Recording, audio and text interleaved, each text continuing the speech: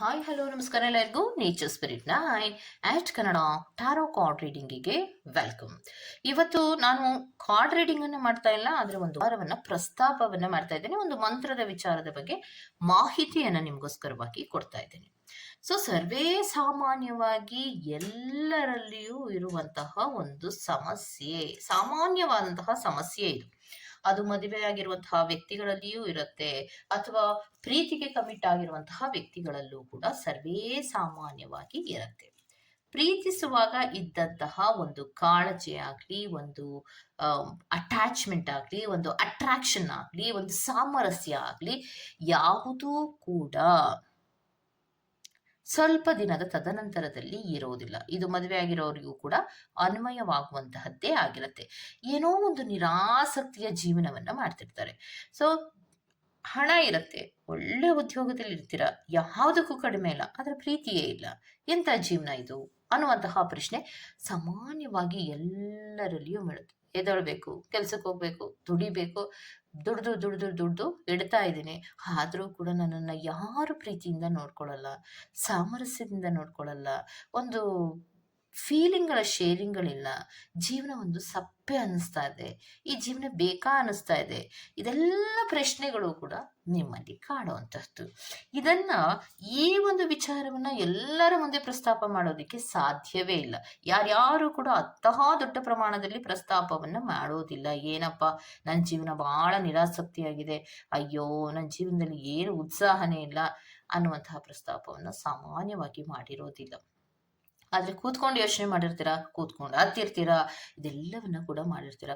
ಆದರೆ ನಾವೇ ಆಯ್ಕೆ ಮಾಡ್ಕೊಂಡಿರುವಂತಹ ನಮ್ಮ ಲೈಫ್ ಪಾರ್ಟ್ನರ್ ಇರಬಹುದು, ಅಥವಾ ನಾವೇ ಆಯ್ಕೆ ಮಾಡ್ಕೊಂಡಿರುವಂತಹ ನಮ್ಮ ಪ್ರೀತಿಯ ವ್ಯಕ್ತಿ, ಲವರ್ ಇರಬಹುದು, ಆ ವ್ಯಕ್ತಿಗೆ ಏನೋ ಒಂದು ನಿರಾಸಕ್ತಿಯ ಭಾವನೆಗಳು ಮೂಡ್ತಾನೇ ಇರುತ್ತೆ.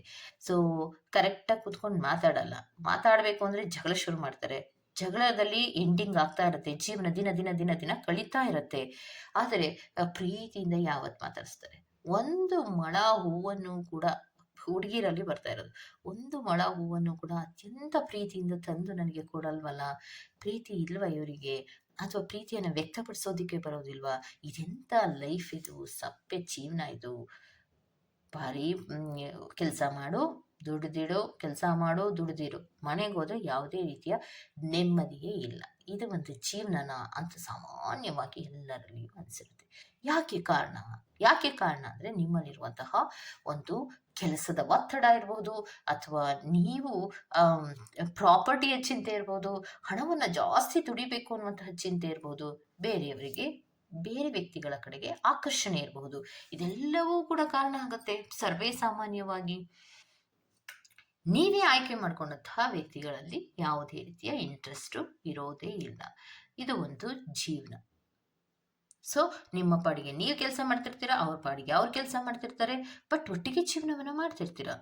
ಪ್ರೀತಿಯ ವಿಚಾರದಲ್ಲೂ ಅಷ್ಟೇ, ನಿಮ್ಮ ಪಾಡಿಗೆ ನೀವಿರ್ತೀರ, ಅವ್ರ ಪಾಡಿಗೆ ಅವ್ರು ಇರ್ತಾರೆ, ಅವರು ಪ್ರೀತಿಯಲ್ಲಿ ಇರ್ತಾರೆ. ಅಂದರೆ ಯಾವುದೇ ರೀತಿಯ ಉತ್ಸಾಹವೇ ಇರೋದಿಲ್ಲ. ಸೊ ಒಂದು ಅಟ್ರಾಕ್ಷನ್ ಇಲ್ಲದ ಮೇಲೆ, ಒಂದು ಪ್ರೀತಿಯಲ್ಲಿ ಒಂದು ಉತ್ಸಾಹ ಇಲ್ಲದ ಮೇಲೆ, ಪ್ರೀತಿಯ ಶೇರಿಂಗ್ಸ್ಗಳನ್ನು ಮಾಡ್ಕೊಳ್ಳದ ಮೇಲೆ, ಒಂದು ಬಾಂಡೇಜ್ ಇಟ್ಕೊಳ್ಳದ ಮೇಲೆ ಇದೆಂಥ ಸಂಬಂಧ ಅನಿಸುವಂತಹ ಸಾಮಾನ್ಯವಾದಂತಹ ಪ್ರಶ್ನೆ ನಮ್ಮ ಮನಸ್ಸಿನಲ್ಲಿ ಇರೋವಂಥದ್ದು. ದುಡ್ಡಿದ್ರೆ ಬದುಕಬಹುದಾ? ದುಡ್ಡಿದ್ರೆ ಬದುಕಬಹುದು, ಆದರೆ ನೀರಸದ ಜೀವನವನ್ನ ಮಾಡಬಹುದು. ಪ್ರೀತಿ ಇದ್ರೆ ಬದುಕಬಹುದಾ ಅನ್ನೋದಾದ್ರೆ, ಪ್ರೀತಿ ಇದ್ರೆ ಬದುಕಬಹುದು, ನೆಮ್ಮದಿಯ ಜೀವನವನ್ನ ಮಾಡಬಹುದು, ಅಡ್ಜಸ್ಟ್ಮೆಂಟ್ ಮಾಡಬಹುದು. ಅಂದ್ರೆ ನೀವೆಲ್ಲರೂ ಏನ್ ಮಾಡ್ತಾ ಇದ್ದೀರಾ ಅಂದ್ರೆ, ದುಡ್ಡು, ಹಣ, ಪ್ರಾಪರ್ಟಿ, ಅದು ಇದು, ಓಟಿ, ಹಂಗೆ ಹಿಂಗೆ ಬೋನಸ್ ಬೇಕು, ಎಲ್ಲವನ್ನ ಮಾಡ್ಕೊಂಡು ದುಡಿತಾ ಇರ್ತೀರ. ಮನೆಯಲ್ಲೇ ಇರುವಂತಹ ಹೆಂಡತಿ ಗಂಡನಿಗೆ ಟೈಮನ್ನು ಕೊಡೋದಿಲ್ಲ, ಗಂಡ ಹೆಂಡತಿಗೆ ಟೈಮನ್ನು ಕೊಡೋದಿಲ್ಲ. ಅದೇ ರೀತಿ ಪ್ರೀತಿಯ ವ್ಯಕ್ತಿಗಳ ಲವರ್ಸ್ಗಳ ವಿಚಾರಕ್ಕೆ ಬಂದಾಗಲೂ ಕೂಡ ಬಹಳಷ್ಟು ಇಷ್ಟಪಟ್ಟು ಪ್ರೀತಿಯ ಕಮಿಟ್ಮೆಂಟ್ ಅನ್ನು ಪಡ್ಕೊಂಡ್ಬಿಡ್ತೀವಿ. ಕಮಿಟ್ಮೆಂಟ್ ಮೀನ್ಸ್ ಒಂದು ರೀತಿಯ ಪ್ರಪೋಸ್ ಅನ್ನು ಮಾಡಿರ್ತೀರ. ಪ್ರಪೋಸ್ ಅನ್ನು ಮಾಡಿದ ನಂತರ ಇಬ್ಬರಲ್ಲಿಯೂ ಒಪ್ಪಿಗೆ ಆಗಿರುತ್ತೆ. ಆದರೆ ನೀವು ನಿಮ್ಮ ಪ್ರೀತಿಯ ಹುಡುಗಿಗೆ ಟೈಮನ್ನು ಕೊಡಲ್ಲ, ನಿಮ್ಮ ಪ್ರೀತಿಯ ಹುಡುಗನಿಗೆ ಟೈಮನ್ನು ಕೊಡಲ್ಲ. ಇಲ್ಲಿ ಯಾತಕ್ಕೆ ಈ ರೀತಿ ವ್ಯತ್ಯಾಸಗಳು ಆಗತ್ತೆ ಅನ್ನೋದಾದ್ರೆ, ಒಂದು ಪ್ರೀತಿಯಲ್ಲಿ ಯಾವ್ಯಾವ ವಿಚಾರಗಳಿಗೆ ಎಷ್ಟೆಷ್ಟು ಟೈಮನ್ನ ಕೊಡಬೇಕು, ಎಷ್ಟು ವಿಚಾರಕ್ಕೆ ಅಂದ್ರೆ ಯಾವ ವಿಚಾರಕ್ಕೆ ಎಷ್ಟು ಪ್ರಾಮುಖ್ಯತೆಯನ್ನ ಕೊಡಬೇಕು ಅನ್ನುವಂತಹ ಒಂದು ಮನಸ್ಥಿತಿಯನ್ನಾಗ್ಲಿ ಅಥವಾ ನಮ್ಮ ಲೈಫಿನಲ್ಲಿ ಒಂದು ಬೌಂಡ್ರೀಸ್ ಅನ್ನಾಗ್ಲಿ ಹಾಕೊಂಡಿರೋದಿಲ್ಲ. ಅಯ್ಯೋ ನನ್ ಹೆಂಡ್ತಿ ಅಲ್ವಾ, ಅಯ್ಯೋ ನನ್ ಗಂಡ ಅಲ್ವಾ, ಮನೆಯಲ್ಲಿ ಇರ್ತಾರೆ ಬಿಡು ನೋಡ್ಕೊಂಡ್ರ ಆಯ್ತು, ಈಗ ನನ್ ಕೆಲ್ಸ ನಾನ್ ಮಾಡೋಣ. ಎಷ್ಟು ದಿನ ತಳ್ತೀರ? ಹಿಂದೆ ತಿರುಗಿ ನೋಡಿದಾಗ ಎಷ್ಟು ವರ್ಷಗಳೇ ಉರುಳೋಗಿರುತ್ತೆ. ಅಂದ್ರೆ ಎಷ್ಟು ವರ್ಷಗಳೇ ಆಗಿರುತ್ತೆ. ಆದ್ರೂ ಕೂಡ ನಿಮ್ಮಲ್ಲಿ ಒಂದು ಅಟ್ರಾಕ್ಷನ್ ಇರಲ್ಲ, ಭಾವನೆಗಳಿರಲ್ಲ, ಬಾಂಡೇಜ್ಗಳಿರಲ್ಲ, ಬೇಕಾದಷ್ಟು ದುಡ್ಡಿರತ್ತೆ. ಸೊ ಬೇಕಾದಷ್ಟು ದುಡ್ಡಿದ್ರೆ ನೀವು ಮೆಟೀರಿಯಲಿಸ್ಟಿಕ್ ಆಗಿ ವಸ್ತುಗಳನ್ನ ಪಡ್ಕೋಬಹುದೇ ಹೊರತು ಪ್ರೀತಿಯನ್ನ ಪಡ್ಕೊಳ್ಳೋದಕ್ಕೆ ಸಾಧ್ಯ ಇಲ್ಲ.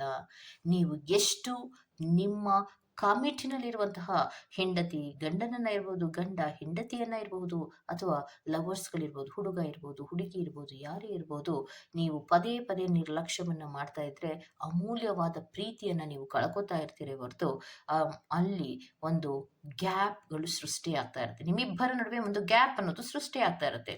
ಸೊ ಐ ಲವ್ ಯು ಅಂತ ಹೇಳಿ ತಪ್ಪಿಸ್ಕೊಳ್ಳೋದಲ್ಲ. ಒಂದು ಭೌತಿಕವಾದಂತಹ ಜೀವನಕ್ಕೆ ನಿಮ್ಗೇನೇನ್ ಬೇಕು? ಗಾಳಿ, ನೀರು, ಬೆಳಕು, ಆಹಾರ, ಹಣ ಎಲ್ಲವೂ ಬೇಕು. ಹಾಗೆ ನಿಮ್ಮ ದೇಹ, ಮನಸ್ಸು ಸಮಾಧಾನವಾಗಿ ಇರೋದಕ್ಕೆ ಪ್ರೀತಿಯೂ ಬೇಕು, ಲೈಂಗಿಕವಾದಂತಹ ಆಕರ್ಷಣೆಗಳು ಕೂಡ ಬೇಕೇ ಬೇಕು. ಲೈಂಗಿಕ ಆಕರ್ಷಣೆಗಳು ಬೇಕು ಅಂತ ಅಂದಾಗ ಸಾಮಾನ್ಯವಾಗಿ ಅನ್ಕೋತಾರೆ, ಏನೇ ಅದು ಹಿಂಗೆ ಮಾತಾಡ್ಬಿಡ್ತಾರಲ್ಲಪ್ಪ, ಅದು ಹಿಂಗೆ ಮಾತಾಡ್ತಾರೋ ಅಲ್ಲ. ಸಾಮಾನ್ಯವಾಗಿ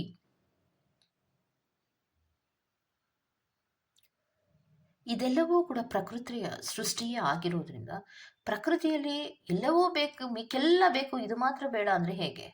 ಒಬ್ಬ ವ್ಯಕ್ತಿಯನ್ನ ಸಮಾಧಾನದಿಂದ, ಪ್ರೀತಿಯಿಂದ, ಅವರೆಲ್ಲ ಆಸೆಗಳನ್ನ ಮತ್ತೆ ಅವರೆಲ್ಲ ಕನಸುಗಳನ್ನ ಈಡೇರಿಸುವಂತಹ ಪ್ರಯತ್ನಗಳಲ್ಲಿ ಯಾರೆಲ್ಲ ಇರ್ತಾರೋ ಅವರ ಕೌಟುಂಬಿಕವಾದಂತಹ ಜೀವನ ಆಗಲಿ, ಅಥವಾ ವೈವಾಹಿಕವಾದಂತಹ ಜೀವನ ಆಗಲಿ, ಅಥವಾ ಪ್ರೇಮಿಗಳ ಜೀವನ ಆಗಲಿ ತುಂಬ ಚೆನ್ನಾಗಿ ಇರುತ್ತೆ. ಯಾರು ಒಬ್ರಿಗೊಬ್ರಿಗೆ ರೆಸ್ಪೆಕ್ಟನ್ನು ಕೊಡೋದಿಲ್ವೋ, ಒಬ್ಬರ ಭಾವನೆಗಳನ್ನು ಅಥವಾ ಒಬ್ಬರ ಮತ್ತೆ ಮತ್ತೊಬ್ಬರ ಆಸೆಗಳನ್ನು ಒಬ್ರಿಗೊಬ್ರು ಅರ್ಥ ಮಾಡ್ಕೊಳ್ಳದೆ ಏನಾದರೂ ನೆಗ್ಲೆಕ್ಟ್ ಅಥವಾ ನಿರ್ಲಕ್ಷ್ಯದ ಭಾವನೆಗಳಿಂದ ನಡ್ಕೋತಾ ಇದ್ರೆ ಅದರಲ್ಲಿ ತುಂಬ ವ್ಯತ್ಯಾಸಗಳು ಆಗತ್ತೆ. ನೀವು ಅನ್ಕೋತೀರಾ ಇವತ್ತೊಂದು ದಿನ ಮನೇಲೇ ಬಿದ್ದಿರ್ತಾರಲ್ವ, ಯಾವಾಗಲೂ ನೋಡ್ಕೋಬಹುದು ಬಿಡು ಅನ್ನೋದಲ್ಲ. ಮನೇಲೇ ಇರುವಂತಹ ವ್ಯಕ್ತಿಗೂ ಒಂದು ಮನಸ್ಸಿದೆ, ಮನೇಲೇ ಇರುವಂತಹ ವ್ಯಕ್ತಿಗೂ ಭಾವನೆಗಳಿದೆ, ಮನೇಲೇ ಇರುವಂತಹ ವ್ಯಕ್ತಿಗೂ ಆಸೆಗಳಿದೆ ಅನ್ನೋದನ್ನ ಕರೆಕ್ಟಾಗಿ ಅರ್ಥ ಮಾಡ್ಕೋಬೇಕು. ಯಾಕೆ ಅಂದರೆ ಸಾಮಾನ್ಯವಾಗಿ ಕೆಲವೊಬ್ರು ಮಾಡುವಂತಹ ತಪ್ಪುಗಳೆಂದರೆ ಮನೆಯಲ್ಲೇ ಇರ್ತಾರಲ್ವ, ಅಯ್ಯೋ ನಾನು ಕಮಿಟ್ ಆಗಿದ್ದೀನಲ್ವ, ಯಾವಾಗ ಬೇಕಾದರೂ ಅವ್ರು ಸಿಗ್ತಾರೆ. ಅದಲ್ಲ, ಯಾವಾಗಲೂ ನೀವು ಕೊಡುವಂತಹ ಪ್ರೀತಿಯನ್ನ ಬಯಸಿದಾಗ ಪ್ರೀತಿ ಬೇಕು. ಆಯಾಯ ಕಾಲಕ್ಕೆ ತಕ್ಕ ಹಾಗೆ ಪ್ರೀತಿ ಅನ್ನೋದು ಬೇಕು. ಲೈಂಗಿಕ ಜೀವನದಲ್ಲಿಯೂ ಕೂಡ ನಿರಾಸಕ್ತಿಯನ್ನ ಕಳ್ಕೊಂಡಂತಹ ಎಷ್ಟೋ ವೈವಾಹಿಕ ಜೀವನಗಳಿರಬಹುದು ಅಥವಾ ಪ್ರೀತಿಯ ಜೀವನ ಇರಬಹುದು, ಎಲ್ಲವೂ ಕೂಡ ಒಡಕುಗಳು ಮೂಡೋದಕ್ಕೆ ಕಾರಣ ಡೈವರ್ಸ್ಗಳಾಗ್ತಾ ಇರೋದಿರ್ಬೋದು, ಬ್ರೇಕಪ್ಗಳಾಗ್ತಾ ಇರೋದಿರಬಹುದು. ಇದೆಲ್ಲವೂ ಮುಖ್ಯ ಕಾರಣ ಏನು ಅಂದರೆ ಪ್ರೀತಿಯನ್ನ ಎಕ್ಸ್ಪ್ರೆಸ್ ಮಾಡೋದಿಲ್ಲ. ವೈವಾಹಿಕ ಜೀವನದಲ್ಲಿ ಲೈಂಗಿಕವಾದಂತಹ ವಿಚಾರಗಳಿಗೆ ಸಂಬಂಧಪಟ್ಟಂತೆ ನಿರಾಸಕ್ತಿಗಳನ್ನು ಮೂಡಿಸ್ತಾ ಇರ್ತೀರಾ, ನಿರ್ಲಕ್ಷ್ಯದ ಭಾವನೆಗಳು ಮೂಡ್ತಾ ಇರುತ್ತೆ, ಅವರದ್ದೇ ಆದಂತಹ ಒಂದು ರೀತಿಯ ದ್ವೇಷಗಳು, ಒಂದು ರೀತಿಯ ನೀವು ಸ್ವಲ್ಪ ದಿನದ ಮಟ್ಟಿಗೆ ನಿರ್ಲಕ್ಷ್ಯವನ್ನ ಮಾಡ್ತೀರಾ, ಆದರೆ ಸ್ವಲ್ಪ ದಿನ ಬಿಟ್ಟು ಅದೇ ನಿಮ್ಮ ಎದುರಿಗಿರುವಂತಹ ವ್ಯಕ್ತಿಯನ್ನು ನೋಡಿ ಎಷ್ಟು ನಿರ್ಲಕ್ಷ್ಯವನ್ನ ಮಾಡ್ತಾ ಇರ್ತಾರೆ. ಅವರಲ್ಲಿ ಒಂದು ಕೋಪ ಇರ್ಬೋದು, ಒಂದು ರೀತಿಯ ಅಸಹನೆ ಇರ್ಬೋದು, ಅವರು ನಡ್ಕೊಳ್ಳುವಂತಹ ರೀತಿ ಇರ್ಬೋದು, ಬಾಯಿಗೆ ಬಂದಂಗೆ ಮಾತಾಡ್ತಾರೆ. ಇದಕ್ಕೆಲ್ಲ ಕಾರಣ ವ್ಯಕ್ತಿಯ ತಪ್ಪಲ್ಲ. ನೀವು ಪ್ರೀತಿಯಿಂದ ನೋಡ್ಕೊಂಡಿರಲ್ಲ ಅವರಿಗೆ, ಅವರೆಲ್ಲ ಭಾವನೆಗಳಿಗಾಗ್ಲಿ ಅವರೆಲ್ಲ ಆಸೆಗಳನ್ನ ಈಡೇರಿಸುವಂತಹ ಮನಸ್ಥಿತಿ ನಿಮಗೆ ಇರೋದಿಲ್ಲ. ಯಾವಾಗ ನಿಮಗೆ ಆ ಮನಸ್ಥಿತಿಗಳು ಇರೋದಿಲ್ವೋ ಆ ವ್ಯಕ್ತಿಯಲ್ಲಿ ದ್ವೇಷಗಳು ಬರುತ್ತೆ, ನಿರಾಸಕ್ತಿಗಳು ಆಗತ್ತೆ, ನಿರ್ಲಕ್ಷ್ಯಗಳು ಮೂಡುತ್ತೆ. ಯಾತಕ್ಕೆ ಬದುಕಬೇಕು ಅನ್ನಿಸ್ದಾಗ ಹೆಂಗ್ ಬೇಕೋ ಹಂಗೆ ಜೀವನಗಳು ನಡೆಯುತ್ತೆ. ಮತ್ತೆ 2 ದೋಣಿಗಳ ಪ್ರಯಾಣ ಆಗತ್ತೆ. ಎಷ್ಟು ದಿನದವರೆಗೆ 2 ದೋಣಿಗಳ ಪ್ರಯಾಣವನ್ನು ನೀವು ಮಾಡಕ್ಕಾಗತ್ತೆ ಹೇಳಿ? ಸೊ, ಅದಕ್ಕೋಸ್ಕರವಾಗಿ ನಮ್ಮ ಪ್ರೀತಿಯ ಜೀವನದಲ್ಲಿ ನಾನೇ ಆಯ್ಕೆ ಮಾಡಿಕೊಂಡಂತಹ ಒಂದು ಕೌಟುಂಬಿಕ ಜೀವನ ಇರ್ಬೋದು, ಅಥವಾ ನಾನೇ ಆಯ್ಕೆ ಮಾಡಿಕೊಂಡಂತಹ ಒಂದು ಪ್ರೇಮ ಜೀವನ ಇರ್ಬೋದು. ಅದರಲ್ಲಿ ಏನಾದ್ರೂ ವ್ಯತ್ಯಾಸಗಳಾಗ್ತಿದ್ಯಾ? ಅದನ್ನ ಫಸ್ಟ್ ನೋಡ್ಕೊಳ್ಳಿ. ಅದರಲ್ಲಿ ಏನಾದ್ರೂ ವ್ಯತ್ಯಾಸಗಳಾಗ್ತಾ ಇದ್ರೆ ಅದನ್ನ ಸರಿ ಮಾಡ್ಕೊಳ್ಳುವಂತಹ ಪ್ರಯತ್ನಗಳನ್ನ ಮಾಡಿ. ಈಗ ಒಬ್ಬ ವ್ಯಕ್ತಿಗೆ ಇನ್ನೊಬ್ಬ ವ್ಯಕ್ತಿಯ ಮೇಲೆ ಆಕರ್ಷಣೆ ಬರ್ತಾ ಇಲ್ಲ. ಆಕರ್ಷಣೆ ಬರ್ತಾ ಇಲ್ಲ ಅಂದ್ರೆ ಯಾಕೆ? ನೀವಂತೂ ಸ್ವಲ್ಪ ಟೈಮ್ ಕೊಡ್ತಾ ಇಲ್ವಾ? ಅದನ್ನ ಗಮನಿಸಿ. ಅಥವಾ ಎಲ್ಲವೂ ಸರಿ ಇದ್ರೂ ಕೂಡ ಏನೋ ಒಂದು ನಿರಾಸಕ್ತಿ ಅನ್ನೋದಾದ್ರೆ, ನೀವು ಒಂದು ಮಂತ್ರವನ್ನ ಹೇಳ್ಕೊಳ್ಳೋದ್ರಿಂದ ನಿಮ್ಮ ವೈವಾಹಿಕ ಜೀವನದಲ್ಲಿ ಇರ್ಬೋದು, ಅಥವಾ ಒಂದು ಪ್ರೇಮಿಯ ಜೀವನದಲ್ಲಿ ಇರ್ಬೋದು, ಒಂದು ಸಾಮರಸ್ಯ ಅನ್ನೋದು ಮೂಡೋದಿಕ್ಕೆ ಖಂಡಿತವಾಗಿಯೂ ಸಾಧ್ಯ ಇರುತ್ತೆ. ಓಕೆ. ಯಾವಾಗ ಸಾಮರಸ್ಯ ಅಥವಾ ಹೊಂದಾಣಿಕೆ ಅನ್ನೋದು ಬಂದ್ಬಿಡುತ್ತೋ, ಒಬ್ರನ್ನೊಬ್ರನ್ನ ಅರ್ಥ ಮಾಡ್ಕೊಳ್ಳೋದಿಕ್ಕೆ ಶುರು ಮಾಡ್ತೀರಾ. ಪ್ರೀತಿಯ ಆ ಶೇರಿಂಗ್ಗಳನ್ನೋದು ತಾನಾಗೆ ಆಗ್ತಾ ಹೋಗುತ್ತೆ. ಹಾಗಿದ್ರೆ ನಮ್ಮ ವೈವಾಹಿಕ ಜೀವನ ಅಥವಾ ಕೌಟುಂಬಿಕ ಜೀವನ ಅಥವಾ ಪ್ರೀತಿಯ ಜೀವನ ಸಮಾಧಾನದಿಂದ, ನೆಮ್ಮದಿಯಿಂದ ಇರಬೇಕು ಅಂದ್ರೆ ನಾವು ಒಂದು ಮಂತ್ರವನ್ನ ನಿಮಗೋಸ್ಕರವಾಗಿ ಹೇಳ್ತಾ ಇದ್ದೀನಿ. ಸೊ, ಸರ್ವೇ ಸಾಮಾನ್ಯವಾಗಿ ನೀವು ಕೇಳಿರ್ತೀರ, ಕಾಮದೇವ ಅನ್ನೋದನ್ನ ನೀವು ಕೇಳಿರ್ತೀರ. ರತಿ, ಮನ್ಮಥ, ಕಾಮದೇವ ಅನ್ನೋದನ್ನ ಕೇಳಿಸ್ಕೊಂಡಿರ್ತೀರ. ಸೊ, ಪ್ರೇಮದ ಜೀವನಕ್ಕೆ ಆಸೆಗಳನ್ನ ಮೂಡಿಸುವಂತಹ ಒಂದು ಮಂತ್ರ ಇದೆ. ಓಂ ಕ್ಲೀಂ ಕಾಮದೇವಾಯ ನಮಃ. ಇದನ್ನ ಕನಿಷ್ಠ 9 ದಿನಗಳಾದರೂ ಕೂಡ ಪ್ರತಿದಿನವೂ 108 ಬಾರಿ ಜಪಿಸೋದ್ರಿಂದ ನಿಮ್ಮ ಜೀವನದಲ್ಲಿ ಒಂದು ಪ್ರೀತಿಯ ಆಕರ್ಷಣೆ ಅನ್ನೋದು ಆಗತ್ತೆ. ಹೃದಯದಲ್ಲಿ ಒಂದು ಪ್ರೀತಿಯ ಭಾವನೆಗಳು ಮೂಡೋದಕ್ಕೆ ಸಾಧ್ಯ ಆಗತ್ತೆ. ಓಂ ಕ್ಲೀಂ ಕಾಮದೇವಾಯ ನಮಃ ಅನ್ನೋದನ್ನ 9 ಬಾರಿ ನೀವು ಹೇಳಿ. ಯಾವ ದಿನದಿಂದ ಶುರು ಮಾಡಬೇಕು?